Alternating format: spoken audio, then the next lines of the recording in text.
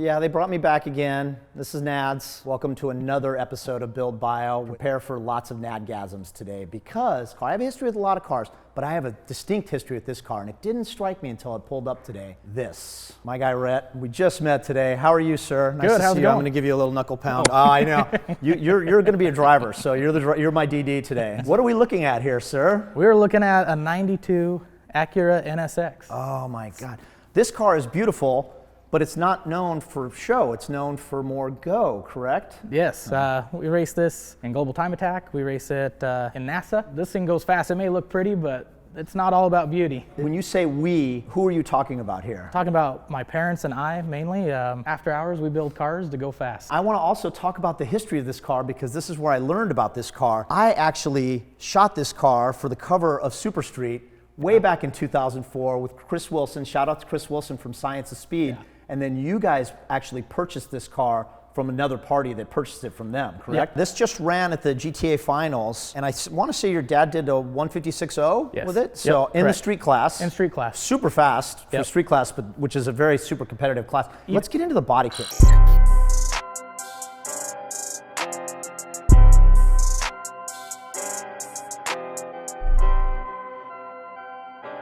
This is where I recognize this car, and I want to talk about the front aero. Whose splitter is this? So this is RHR, now AJ Hartman. This is his carbon and foam cord splitter setup. It's got his wheel diffusers on it. The rest of this kit on the front end here, this is actually an NA1, correct? Correct, yeah. This is a first gen with the pop-up headlights, correct. But this doesn't have the pop-up headlights because Chris and his team at Science of Speed did this really super cool headlight conversion. So that was on the car when you guys got it. Yeah, so the body, other than the splitter setup, this, as it came to us, we've done a lot of fitment and cleanup, since it's gone through other hands and everything before us. The car, because we run at NASA out at UMC so much, to be competitive in that at all, we have to be on the tires that it's on. Street tires are not our friend. We develop it around the sticky tires. And when you say sticky tires, we're on Hoosier A7s. Now, when you say A7s here, there's the R7, which is more of a race compound, and the A7 is the autocross compound. So correct. It doesn't last as long, but it's extra sticky. Extra sticky. So extra grip, huh? This gives us about 3 solid laps to put it down. So. I'm sorry, you said 3 laps. 3. So it's designed for going around cones, essentially, but you guys take it all the way around a giant 1 mile course. Well, I was gonna say we're talking just over 3 miles, almost 3.5 miles on outer perimeters. And it's a staggered setup on the... Correct, yeah. So 17 by 9s in the front, 18 by 12s in the rear. 18 12s in the 255 and 335. And if anybody knows Hoosier, those are just kind of number suggestions. Yeah, so. Exactly. Their sizing is a little, is just sort of, suggested. And these are Forge lines? Forge Star, yep. Oh, Forge Stars, F14s, okay. yep. Very cool, okay. This is a Nomex kit. This is a real carbon Nomex kit. Yeah, carbon and Nomex. this is Cantrell Studios through Science of Speed, correct? Yes, so yes. It's almost a shame to paint it. I almost felt like it was weird. I thought Chris was painting some sort of fiberglass wide body kit, and then when I saw the you can see the carbon coming through this this little slit, the way they did this, so well done. So. This was all actually chipped up from racing it and rocks hitting it.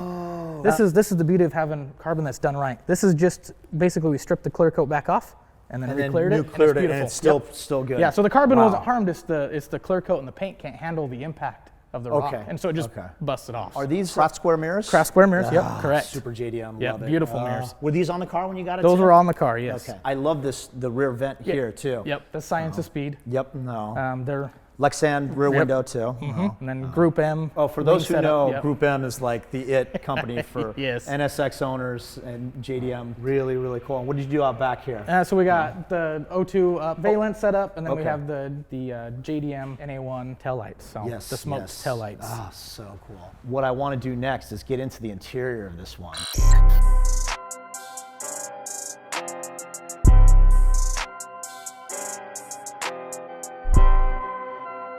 Oh, I just got to say, I'm just losing it right now. Oh God, the FG360 wheel. Oh my God. And I love the way that Science of Speed door strike plate.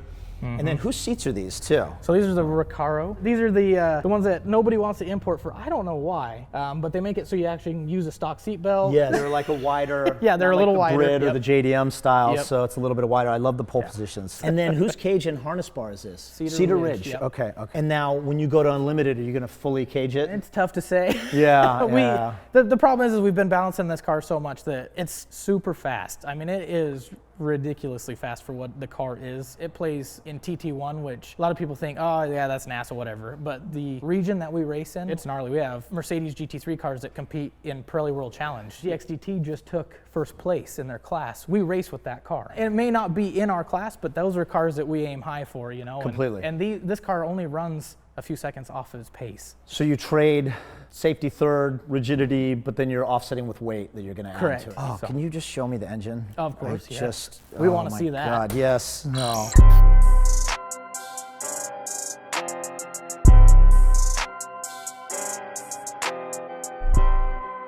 Now this is a C30? This is a C32 now. This is C32. You Yes, guys so swapped this to is C32. different than from one that because he Science had, Speed had it. I want to say Chris had ITBs on a C30 Yes. with it before, and Correct. so you guys have C32B on it now. This is out of an 04 NSX that we actually had previously. It was actually running a different turbo setup on it. Now we've got Science of Speed's twins on it, which is really ideal for the type of Purist racing that we do. GT28s? Yep. Yep. Twin GT28s. Yep, love that. Love that. Yep. These are Moton two-ways? No? Yes, correct. Okay. I love the carbing brace. Now, is it stroked? Built bottom end? Anything? So the bottom to it? end is sleeved. It's okay. got CP pistons in it. Nice. It's still on the titanium factory rods. Oh, so they're very cool. Yeah, so they're Okay. bushed and everything. It makes just under 700 ground horse. 700. high boost, yeah. Okay, okay. Wow. That's why we run 335s out back. is Yes, the exactly. containment Does it thing. probably could spin the wheels then, even with the It's- A7s on it? With huh? with the way these cars are set up, it's pretty impressive. They Yeah. don't want to break away. They're really stable, if you will. Nice. You know? So Okay, okay. I think I know who's tuning this one too. Is it the man, the myth, the legend, the Yes. UMS Tuna? Yes. Yeah. Yes. Tony Circa? Yep, No. that guy. No. Sriracha himself. Sriracha. So, and he's getting all the power out of it. He's getting all the power out of it. Now, when you turn the boost up, what does it go to? So on high boost, it's just shy of 700 horse ground. For class, for TT1, it makes just a hair over 500, so to the ground. The beautiful part is that's not 500, you know, right at the very tippity top. This is 500 big torque V6. Right in the power band. Yeah, if nobody's ever experienced this Honda, this is like a B series, a K series, any of that with mid-range to it. Completely. Yeah. Well, this thing is, what's- it's got all the top end and the mid-range. And it's not even a B series or a K series. It's an Accord motor, essentially. yeah, So yeah. with the license plate, I want to point out that you guys drive around town. Yes. Can we put it up on the lift and pull a wheel Yeah, off of it? and everything? let's get it done.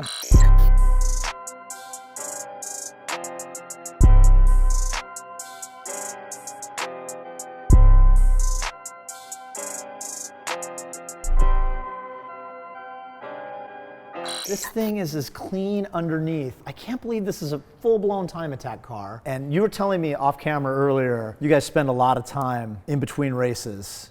We spend some time cleaning these every time they come home. It's not just to make them pretty, but it's to inspect, make sure everything's happy, you know, make sure we don't have ball joints or tie rod ends, spherical bush, you know, bearings, all those things going bad. Checking for shock leaks, things like that. So. Completely. What brakes are these? So these are Stop Tech trophies, the ST40s. This is the carbon 6 titanium and pillow ball bushing setup that they run for the tie rod. This gives you a little bit more adjustability. Yeah, a too. little more adjustability. Gives the car just a, you know, updates the feel a little bit. We did the inner rods from them also, just to kind of update the car and get everything tight again. You know, running big stickies sure pays a big toll on those Completely. those items. Then of course we're running different spring rates from Eibach. We, depending on track configuration and all that, you guys I'm sure know, but we change the setup around frequently to match what tire we're on. We mainly run Hoosier A7s like we talked about earlier. We've ran BFG R1Ss. This car came off street tires. But You run the Eibach springs, but obviously the Moton two-ways give you a little bit of adjustability too. Correct, So yep. with different spring rates, you set the dampers a little bit different. correct, as yeah. well. So these are actually custom valved. What's this little doohickey here? I love this. So this Little brake is, cooling? yep, this is kind of, you know, something that you find on a lot of the older supercars too, but it's just a really simple way to help cool the brakes down. This, I believe, is a downforce piece, so it's much bigger than the factory one. Completely. Factory one obviously being plastic. Just this one, plastic yep, and small, yep. Exactly. Speaking of carbon fiber, Yeah. Another beautiful shot of a very cool splitter setup. The cool part is everybody thinks you need all those cool splitter rods, and you know, we Yeah. really like a simpler look. And I mean, we could like tear this off the lift if we Oh my wanted to all get up God. there. I mean, this is Okay. chassis reinforced, and then of course attached to the bumper in a few spots to help keep Okay. it from separating at aero speed. So I like the little gurney flap here too, Mm-hmm, you know, so creating a little extra there. And then the way Really it drives cool. into the brakes. Ah, very cool. Whose exhaust is this? So this is Science of Speed's Twin turbo kit, actually. Everything fits very factory-like, which makes it nice when you're trying to package all the aerodynamic stuff like you can see. And this is Science of Speed's downpipe, and then it's a modified loop setup actually on the back half. It's no mufflers on it or anything. The turbos are you just get an infinity like loop sort of. kind of like how the Lambos and the R8s are bumping, the McLarens and all that. Yeah, same idea to help equalize the cylinders out. Okay. Yeah, and this is Science of Speed to accommodate for their turbo kit setup.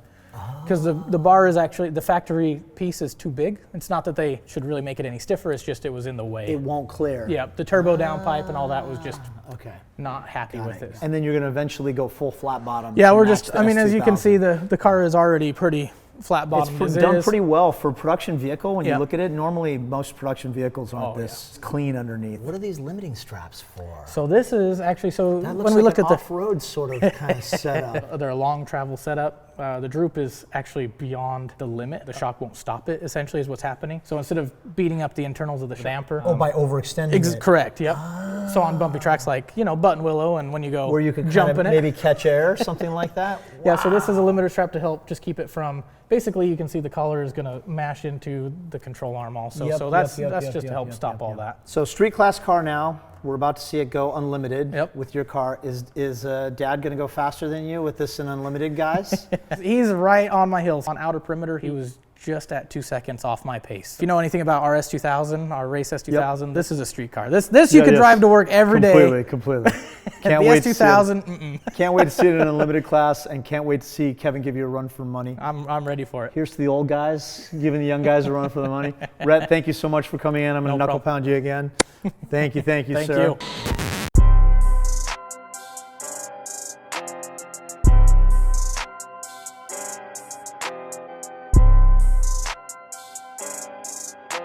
So Rhett, you're a jeweler, right? Correct. So I've been married twice. I've been engaged 5 times. Can I just give you a call for the next one? Heck yeah. Sweet. I got my first sponsor.